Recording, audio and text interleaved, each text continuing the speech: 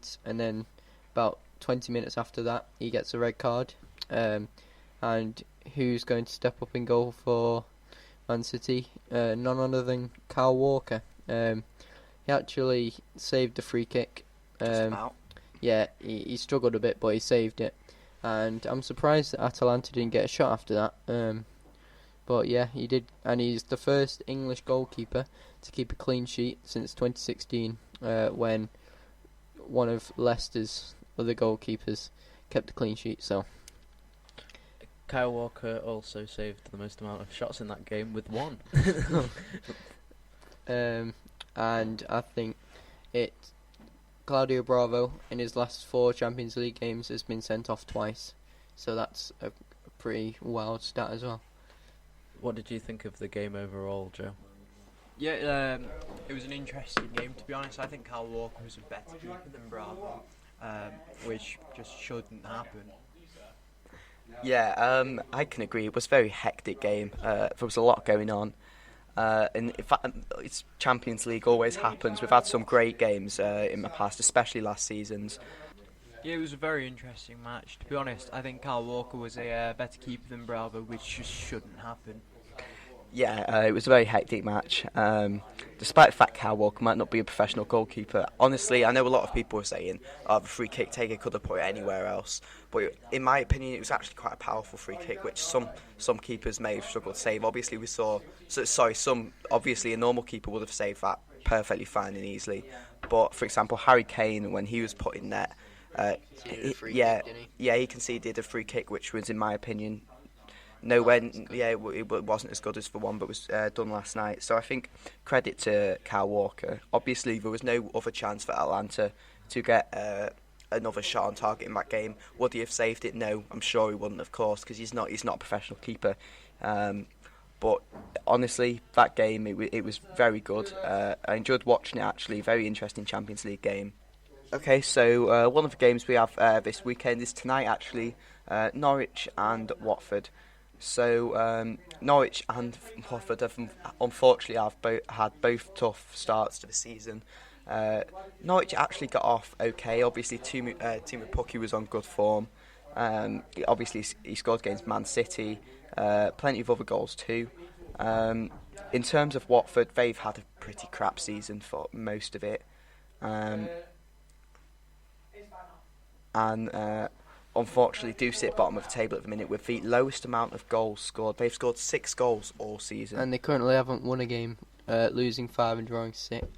Losing 6 and drawing 5. Yeah, it's a pretty horrible start for Watford with only 5 points on the board against Norwich's 7. So I think, despite the fact this is so early, I think we can safely say that these two teams will, at the end of the season, in my opinion anyway, still be battling in the relegation battle.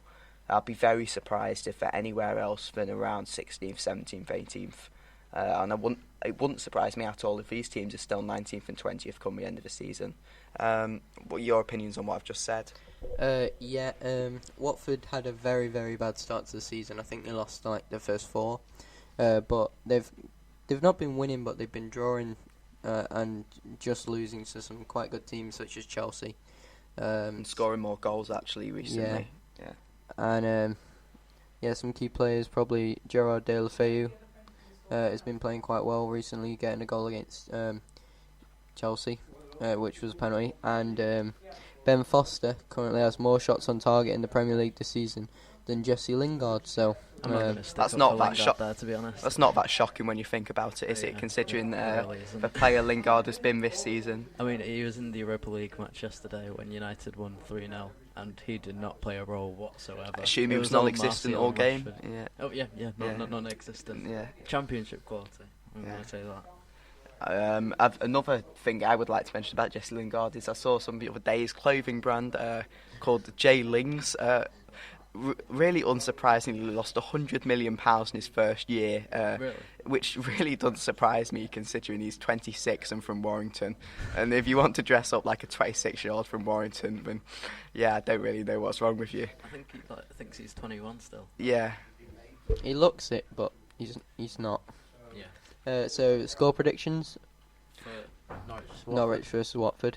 I think Watford at home. I think Norwich at home. Norwich are at Carrow Road. Right, Norwich are at home. I think Norwich will win 1-0. Won't be a very good match. Norwich will win. What do you think, Joe? I reckon 1-0 Norwich, yeah. Just because of Boogie. I'm probably going to say 1-0 Norwich, and Watford will be the better team all game and just concede a 90th minute. I'm going to say right now, I'm going to say 3-0 Watford. 3-0 3-0 Watford. What do you 3-0 reckon they'll Watford. just get it all out of the tank straight away? Yes, I think Norwich will definitely go down this season. I wouldn't be surprised if it was 3-1. Do you But think Watford will stay up? I think Watford will be on the edge this season, and come the end of the season, they will be one of the teams that 3 points in the last game will keep them up, or not winning the last game will send them down. I think they're going to be on the edge, but I think Norwich will definitely go down. And I think Watford are going to start coming back from a dreadful start they've had. So I'm going to go and say 3-0. Wouldn't be surprised if Norwich did get a goal, but I'm going to say 3-0 Watford. Who are your 3 teams to go down, Dan? My 3 teams to go down are Watford, Southampton and Norwich right now. But Watford could be battling on the edge, like I said. I wouldn't be surprised if he stayed up, but right now they're still... It would be Watford 17th, Southampton 18th and Norwich 20th. Who do you think will just manage to stay in? I think Newcastle, to be honest. They've not been playing the best, even though they did get a win versus West Ham. I can agree with that. So thanks for listening to the JDA podcast. Thanks to our guest speaker, Daniel, the Bolton fan, if you hadn't guessed already. Thank you.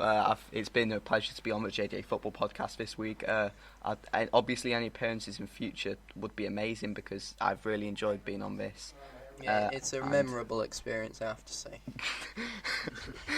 So, make sure to like and subscribe. And follow us on Instagram as well. Yep, at GDA Football. Also, Dan is the Instagram account person. Yep, I'll be trying to stay as active on the account as I can, posting as much. Obviously, we want football quizzes, opinions from the fans, obviously, and we would like you to give our feedback on the shows that we've been doing, the podcasts. That would be great because then we can just improve, and that's what we want, isn't it? So yeah, and we've changed the format for this podcast. So if you want us to carry on, make sure you give us a comment down below. So it's a bye from me. And me. And me. and me.